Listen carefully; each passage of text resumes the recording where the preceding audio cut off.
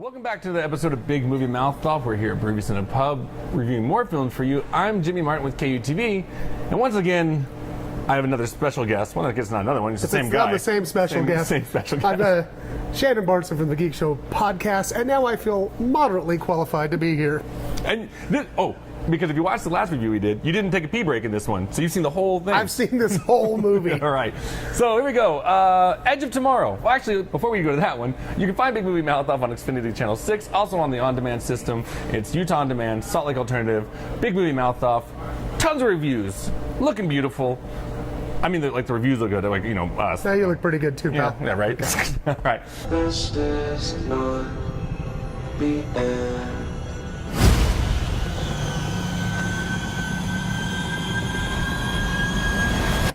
You see, this isn't the first time.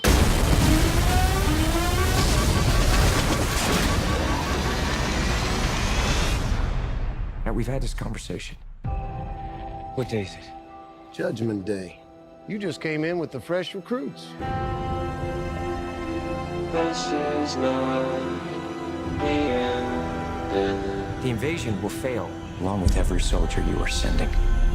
We lose everything. Come find me when you wake up. Edge of Tomorrow. This is Tom Cruise's latest flick, starring also Emily Blunt. And it's directed by Doug Liman. If you know Doug Liman, he did like Mr. and Mrs. Smith.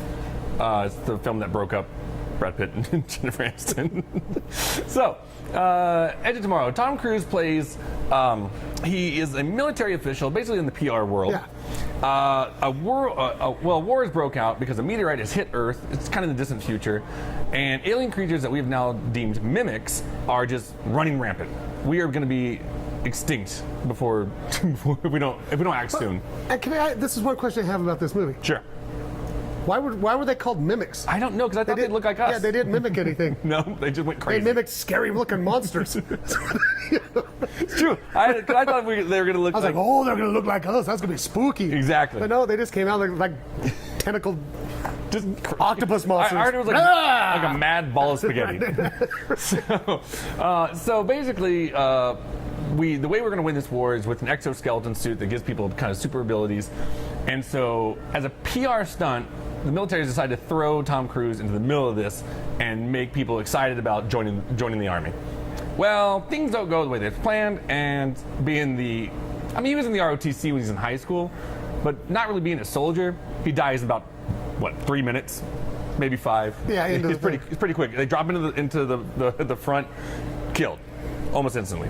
Well, based on the alien that he killed, and I'm not going to ruin too much, he wakes up, and it's the day before again. What the hell happened? So he starts reliving the day again, and then realizes that he's going to get tossed out in that beach again, and realizes, okay, well, where I went left, I'm going to go right. Right. And then he gets killed again. I just want to say something to you, Jimmy. So I had no intentions on ever seeing this film. Yeah, right? Because when I saw the commercial, first of all, I just kind of write off Tom Cruise, I'm not going to lie. And then I was like, well, so this is Groundhog's Day with Tom Cruise and an exoskeleton. And I have to give the nickname for this film, and it's from a good friend, Jeff, Groundhog D-Day. Right.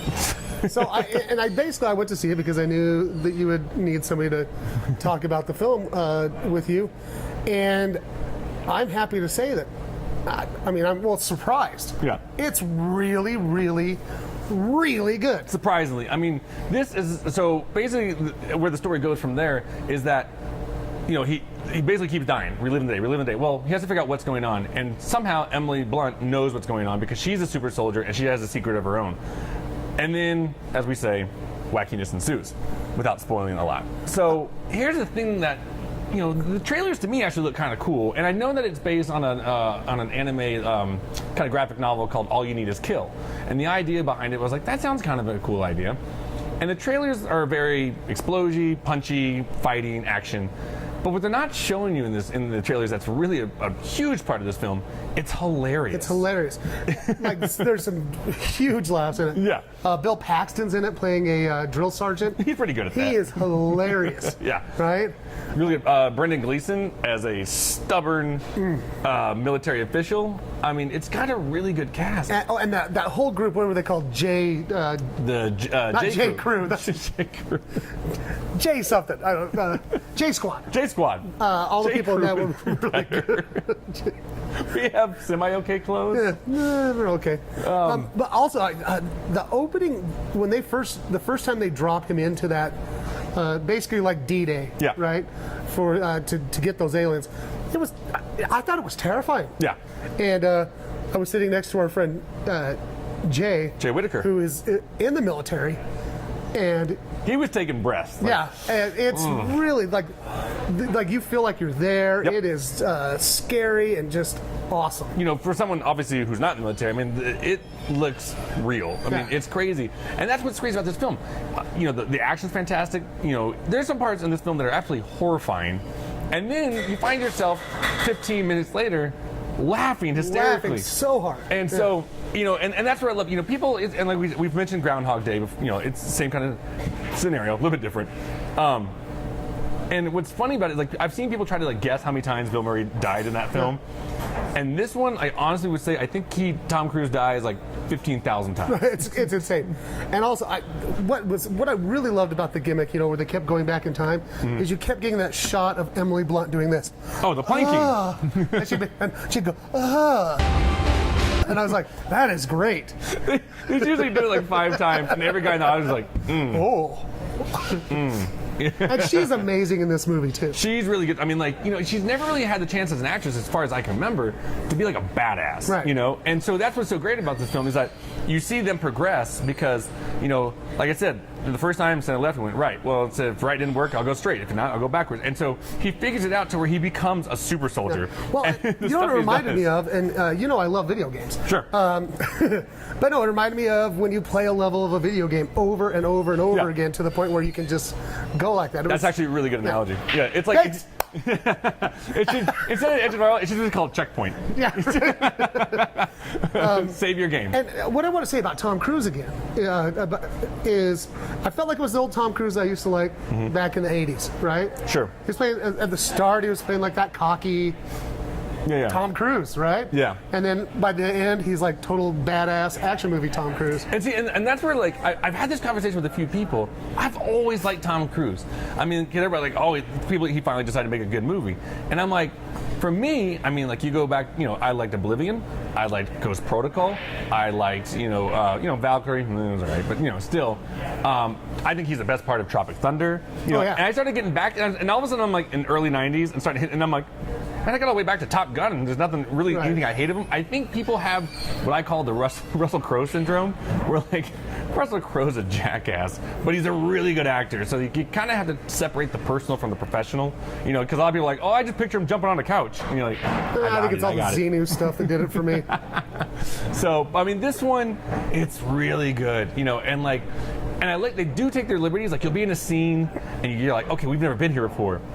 But then like a second later, you're like, oh no, he's been here like 800 times. Right. Like, you know, because like, but it's still just not perfect. And there's a little plot hole that people are complaining about in this. Yeah, I'm not gonna. But here's the thing: you're gonna worry about that. It's about a guy who keeps dying and coming back to life, fighting aliens all the time. Get over it. It's a movie. I'm not about to start arguing time travel. Like it's just, you know, and as a huge time travel fan, I'm fine with it. Jimmy loves time travel. Totally fine with it.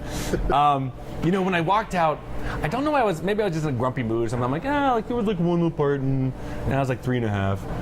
And then the more I talk about it, like the more I get excited about it. And I think it's even when talking with you off camera, I think I'm giving it 4 stars. I'm going 4 too. Yeah, And I'll tell you what, we did walk out of that movie grumpy because it was a grumpy week. Yeah, it was a grumpy week. But, you know, I'm glad that it was that good. And you know, we see films like the Marvel films like that. Like, we're going in there like, yeah, this is going to be good. Yeah. You know, at least we hope, you know. Oh, I walked in thinking this thing was going to stink. Really? Yeah. I had hope, but it exceeded all of my expectations. It was so much fun, and I honestly want to go see it again like immediately. I want to go see it again too, and I will forward this. I believe it's nearly a perfect summer movie. Yeah, I mean, I would say that. I mean, like, you know, the one I would put up next to is, you know, for summer movie-wise, at least this summer, is Winter Soldier. I mean, completely different films, but just, you know, hits those beats just perfectly. It's got the humor, it's got the action, it's got the scary. It got the explodies. It's got the explodies, and it's got this. Maybe, you know what? Okay, I was gonna give you the plank, would maybe put it over Winter Soldier, but then you got Black Widow in her suit, so like I think it's a tie. And you know what's funny? They were saying that. Is this the movie that she dropped out of Avengers to? I wish somebody else. No, would know it was Emily Blunt. No, I don't think it was for this film. I don't believe so. But yeah, Emily Blunt was going to be Black Widow, and then. But I'm okay with both. I'm okay with planking, and I'm okay with skin suits. It's totally fine. So that's what she's wearing. Skin suits, huh? I learned that term in the Olympics. That's what they taught me. Okay. So there you have it. 4 stars. 4 stars. Yeah. It's really, really good. I mean, go see Edge of Tomorrow as soon as possible. And like I said, I want to go see it again. And thanks. Let's go Tom see it Cruise. together. You want to do it again? Yeah. Okay, we'll do that. We'll review it a second time. I'm not a soldier. Of course you're not. You're a weapon. They want to conquer the rest of the world. Unless you change the outcome. We are not equipped for what's out there.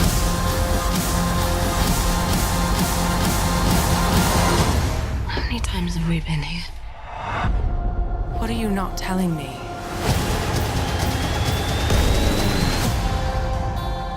It's gonna be dark in a few hours.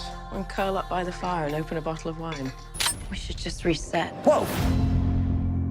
That'll do it for this episode of Big Movie Mouth Off. We'll be reviewing summer films. Hopefully they're as good as this one. Like, my fingers are crossed. If Transformers 4 can get anywhere near it, then I'll be happy. So we'll see you guys next time.